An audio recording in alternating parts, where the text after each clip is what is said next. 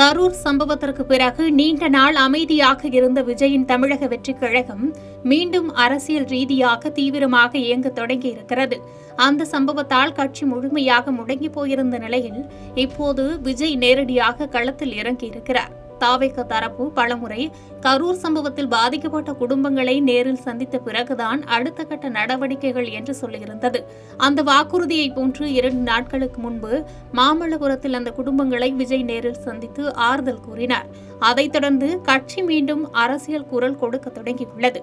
நெல் கொள்முதல் விவகாரத்தில் திமுக அரசை கடுமையாக விமர்சிக்கும் வகையில் அறிக்கை வெளியிட்ட விஜய் அதையடுத்து 28 பேர் அடங்கிய புதிய நிர்வாக குழுவை அறிவித்திருக்கிறார்.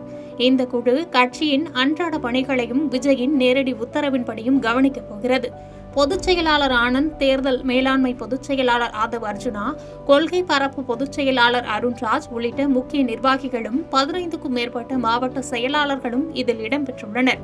ஆனால் கவனிக்கத்தக்க விஷயம் என்னவென்றால், விஜய்க்கு நெருக்கமான பொருளாளர் வெங்கட்ராமனும் துணை பொருளாளர் ஜெகதீஷும் பட்டியலில் இடம்பெறவில்லை. வெங்கட்ராமன் சமீப காலமாக அதிருப்தியில் இருந்ததாக பனையூர் வட்டாரங்கள் சொல்கின்றன. கரூர் சம்பவத்தின் போது கூட விஜயை சந்திக்க வந்த வெங்கட்ராமனை பாதுகாவலர்கள் தடுத்தது பெரிய சர்ச்சையாக மாறியிருந்தது.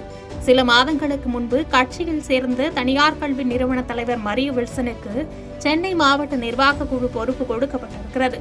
மேலும் கரூர் சம்பவத்தில் சிறை சென்றும் தற்போது ஜாமீனில் வெளிவந்துள்ள கரூர் மேற்கு மாவட்ட செயலாளர் மதியழகனும் இக்குழுவில் இடம்பெற்றிருக்கிறார். இந்த புதிய நிர்வாக குழுவுக்கான முதல் ஆலோசனை கூட்டம் இன்று பனையூர் அலுவலகத்தில் நடைபெற்றது. கட்சியின் அமைப்பை மாற்றுவது, புதிய பொறுப்புகள் உருவாக்குவது உள்ளிட்ட பல முக்கிய விஷயங்கள் இதில் ஆலோசிக்கப்பட்டதாக தெரியவந்துள்ளது. கரூர் சம்பவத்திற்கு பிறகு மீண்டும் அரசியல் பக்கம் தன் பார்வையை திருப்பி வீரியமாக இறங்கியிருக்கிறார் விஜய். இந்த 28 பேர் குழுவின் மூலம் கட்சியை புதிதாக கட்டமைக்கப் போகிறார் என கூறப்படுகிறது. விஜய் மேற்கொண்ட இந்த மறுகட்டமைப்பு எப்படி செயலாற்றுகிறது என்பதை பொறுத்திருந்து பார்ப்போம்.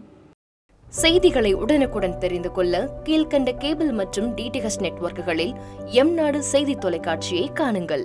பாதகம் செய்பவரை கண்டால் நாம் பயம் கொள்ளலாகாது பாப்பா. மோதி மிதித்துவிடு பாப்பா, அவர் முகத்தில் உமிழ்ந்துவிடு பாப்பா. அண்மை செய்திகளை உடனுக்குடன் தெரிந்து கொள்ள இணைந்திருங்கள் எம்நாடு தொலைக்காட்சியுடன்.